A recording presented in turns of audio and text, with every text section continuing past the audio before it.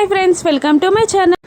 చిత్ర విచిత్ర గుప్తుల వారు ఆలోచిస్తూ ఉంటారు. అవును, ఆ బాలికకి చాలా తక్కువ టైం ఉంది, అయినా తన భర్తని తన చెల్లిని కలపాలని చూస్తుంది. ఆ బాలికకి లేని టెన్షన్ నాకెందుకు, నేనెందుకు టెన్షన్ పడాలి? మార్నింగ్ నేను చేస్తున్న పనిని మా ధర్మరాజు గారు వచ్చి చెడగొట్టారు. ఇప్పుడు ఆ పనిని కొనసాగిస్తాను అంటూ డ్యాన్స్ చేస్తూ చాలా విచిత్రమైన స్టెప్స్ వేస్తూ ఉండగా ముందర చిత్రగుప్తుల వారు యమధర్మరాజు గారు ప్రత్యక్షమవుతారు.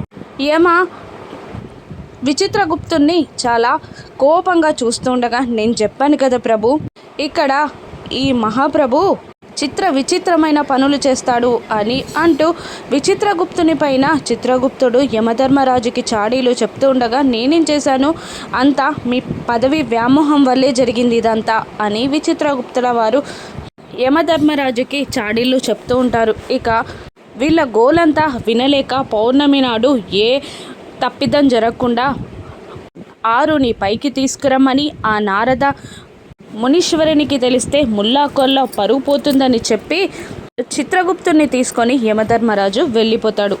మనోహరి బ్లాక్మెయిలర్ గురించి ఆలోచిస్తూ ఉంటుంది. ఏం చేయాలి ఇప్పుడు అని అనుకుంటూ ఉండగా చిత్ర కూడా మనోహరి గురించి ఆలోచిస్తూ ఉంటుంది. ఎలాగైనా మను దగ్గర నుండి డబ్బులు లాక్కోవాలి అని చిత్ర ఆలోచిస్తుంటే, చిత్ర చాలా తెలివిగలది. నన్ను బ్లాక్మెయిల్ చేసి డబ్బులు లాగాలని చూస్తుంది. ఆ చిత్ర పని పట్టాలి అని మనోహరి అనుకునే టైంలోనే బ్లాక్మెయిలర్గా చిత్ర మొగ గొంతులో మాట్లాడుతూ ఉంటుంది మనోహరితో.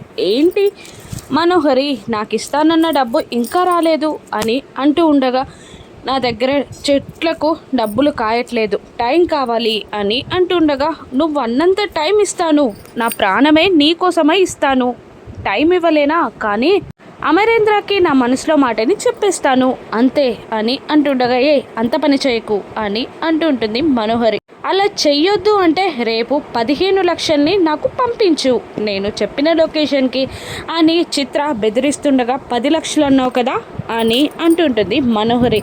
నువ్వు టైం లేట్ చేస్తున్నావు, అంతేకాదు ఇంకా చాలా కారణాలున్నాయిలే, ఖచ్చితంగా రేపు నాకు 15 lakhs పంపించు. నీకు ఇంకొకటి కూడా చెప్పాలి, కొడైకెనాల్లో నీకు అత్యవసరమైన బాబ్జీ ఫోన్ కూడా నా దగ్గరే ఉంది అని అంటూ బ్లాక్మెయిల్ చేస్తూ కాల్ కట్ చేస్తాడు మనోహరి.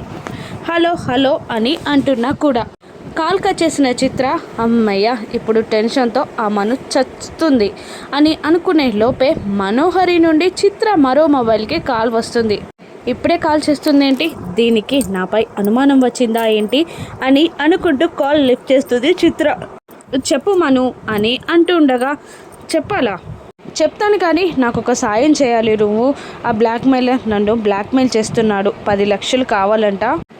నేను ఇప్పుడు ఇంట్లో చాలా క్రిటికల్ సిచ్యువేషన్లో ఉన్నాను. అమర్ నన్ను ప్రతి దానికి అనుమానిస్తున్నాడు. నేను ఇప్పుడు బయటికి వెళ్ళలేను, కాబట్టి నా తరపున నువ్వు వెళ్ళి ఆ బ్లాక్మెయిలర్కి డబ్బులు ఇచ్చి రావాలి అని అంటూ ఉండగా, నేనా అని పైకి అంటూ మనసులో, ఓ పిచ్చిమను, నాతోనే నాకు డబ్బులు ఇప్పివ్వాలి అనుకుంటున్నావా అని మనసులో నవ్వుకుంటూ, అది డేంజర్ ఏమో మను, నేను ఒక్కదాన్నే వెళ్ళాలా, నాకేదైనా అపాయం జరిగితే అని అంటూ ఉంటుంది చిత్ర. అలా ఏం జరగదు, వాడు అంత డేంజరస్ కాదు, రేపు వచ్చాయి అని అంటూ ఉంటుంది మనోహరి. అలాగే నీకోసం మాత్రమే చేస్తాను అని అంటూ కాల్ కట్ చేసి గెంతులేస్తూ ఉంటుంది చిత్ర. కానీ మనోహరి రేపు బ్లాక్మెయిలర్ ఎవరో తెలిసిపోతుంది.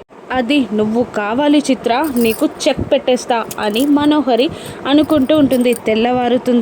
బాగి డల్గా కూర్చుంటుంది. అప్పుడే రాథోడ్ వీల్ చైర్ని తీసుకొచ్చు, మిసమ్మ బయటికి వెళ్దాం పదా, నువ్వు నిన్నటి నుండి రూమ్లోనే ఉన్నావని మా సార్ నీకోసం ఈ వీల్ చైర్ పంపించారు అని హ్యాపీగా చెప్తుండగా కోపంగా చూస్తూ, ఏంటి మీ సార్ ఎక్కడా అని అడుగుతూ ఉంటుంది బాగి. ఫోన్ మాట్లాడుతున్నారు అని అంటూ ఉండగా, ఆ ఫోన్ పెట్టేసి రమ్మను అని కసురుతూ ఉంటుంది బాగి. ఎందుకు మిస్సమ్మ అని అమాయకంగా రాతో అడుగుతూ ఉండగా, ఎందుకా, నిన్న భార్య నా బాధ్యత, నా బరువు, నేనే సేవలు చేస్తాను, నేనే చూసుకుంటాను అంటూ ఏదేదో చెప్తున్నాడు. ఇప్పుడు ఇవన్నీ ఏమైపోయాయి అని బాగి అంటుండగా, అందుకే కదా మా సారే కదా వీల్ చైర్ పంపించింది అని అంటుండగా, ప్రేమగా చూసుకోవడం అంటే ఈ వీల్ చైర్ పంపించడమా? ప్రేమగా నన్ను ఎత్తుకొని తీసుకెళ్ళాలి అని అంటుండగా రాథోడ్ పక్కన నవ్వి, కలలు కనాలి పర్లేదు, కానీ ఇటువంటి పగటి కలలు కనకూడదు. మా సారు నిన్ను ప్రేమగా ఎత్తుకొని తీసుకెళ్ళడం అని ప్రతి మాట నొక్కి మాట్లాడుతుంటే కోపంతో బాగి ఊగిపోతూ, అది ఇప్పుడే చేస్తా అని అంటుంటుంది మిస్సమ్మ. నేను నమ్మలేనులే అని అంటుంటాడు రాథోడ్. నేను అన్నది చేసి చూపిస్తా అని అంటుండగా, ఈ వీల్ చైర్ ఉండగా మా సార్ లేరలే అని అంటుండగా, అవును కదా ఈ వీల్ చైర్ లేకపోతే అని అంటూ పైకి లేచి కష్టంగా ఆ వీల్ చైర్ని పాడు చేసేస్తుంది. ఎటు పనికి రాకుండా పాడు చేసేస్తుంది బాగి ఆ వీల్ చైర్ని. అమ్మో ఎంత పని చేసావు అని రాథోడ్ అంటుండగా, అప్పుడే అమర్ లోపలికి వస్తాడు. ఏమైంది, ఇంకా మిస్సమ్మని బయటికి తీసుకురాలేదు అని అంటూ ఉంటాడు అమర్. వీల్ చైర్ పాడైపోయింది సార్ అని రాథోడ్ అంటుండగా, ఎందుకు కొత్తదే కదా అని అమర్ అంటుంటాడు. అప్పుడు బాగి డిఫెక్టివ్ పీస్ అనుకుంటా అని యాక్టింగ్ చేస్తుండగా బాగిని అనుమానంగా చూస్తూ ఉంటాడు అమర్. ఇక రాథోడ్తో, నాకు నిన్నటి నుంచి రూమ్ నుండి బయటికి వెళ్ళలేదు, లాన్లో కూర్చొని కాఫీ తాగాలనిపిస్తుంది, కానీ ఆ భాగ్యానికి నేను నోచుకోలేదు అని ఓవర్ యాక్షన్ చేస్తుండగా అమర్ అలాగే చూస్తూ ఉండిపోతాడు. అయ్యో మిస్ అమ్మ, నీకు ఎంత కష్టం వచ్చింది, నీకు ఇష్టమైనట్టు ఒక కాఫీ కూడా తాగలేకపోతున్నావు కదా నువ్వు అని అంటూ ఇంకా ఓవర్ యాక్షన్ చేస్తుండగా వాళ్ళిద్దరిని మార్చి మార్చి చూస్తూ ఉంటాడు అమర్.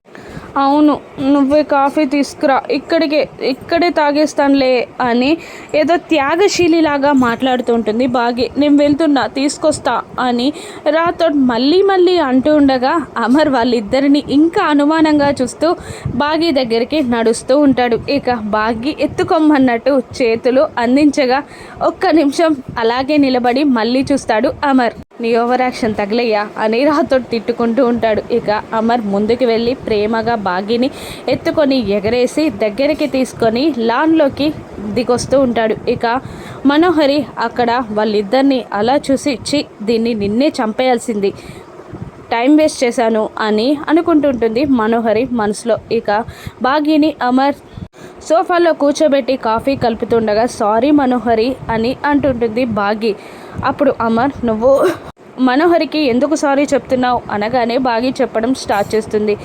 మనోహరి గారి గురించి ఇలా ఆలోచిస్తున్నారు బయట అని అంటూ, నేను మిమ్మల్ని మనోహరి నుండి దూరం చేశానంట, మనోహరి పెళ్లి చేసుకోవాల్సిన మిమ్మల్ని నేను పెళ్లి చేసుకున్నానంట, అందుకనే మనోహరి నన్ను చంపేసి మిమ్మల్ని మళ్ళీ పెళ్లి చేసుకోవాలి అనుకుంటుందంట, అందుకనే బయట సంబంధాలు వచ్చినా కూడా పెళ్లి చేసుకోవట్లేదంట అని మనోహరి గారి గురించి బయట చాలా రకాలుగా మాట్లాడుకుంటున్నారు. మా కరుణ అయితే నిన్న మెట్లపై నుండి నేను పడిపోవడానికి కారణం కూడా మనోహరియే అంది అని అంటుండగా మనోహరి కంగారు పడుతూ, లేదమ్మా నాకేం తెలీదు, నేను అసలు అక్కడ కూడా లేను అని బుకాయిస్తూ ఉంటుంది. అప్పుడు బాగి, నాకు తెలుసు మనోహరి గారు మీ గురించి, అందుకే నేను చెప్పేశాను, తను అటువంటిది కాదు అని చెప్పాను, కానీ నా ఫ్రెండ్ కాబట్టి నేను అలా చెప్పగలిగాను, కానీ ఎంతమంది నోర్లని మూయించగలను, అందుకే మీకు సారీ చెప్తున్నా అని అంటూ అమర్ వైపు తిరిగి, అలా కాకుండా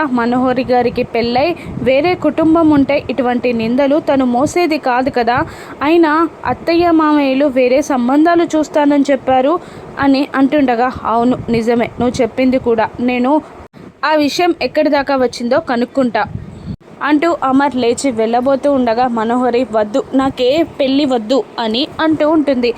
లేదు అంటూ అమర్ వెళ్ళిపోగా మనోహరి అమర్ వెనకాలే పరిగెడుతూ, కావాలని ఇలా చేసావు కదా అని అంటుంటుంది బాగిని. అబ్బా నువ్వు బాగా స్లో అయ్యావు అని నవ్వుతూ అంటుంటుంది బాగి.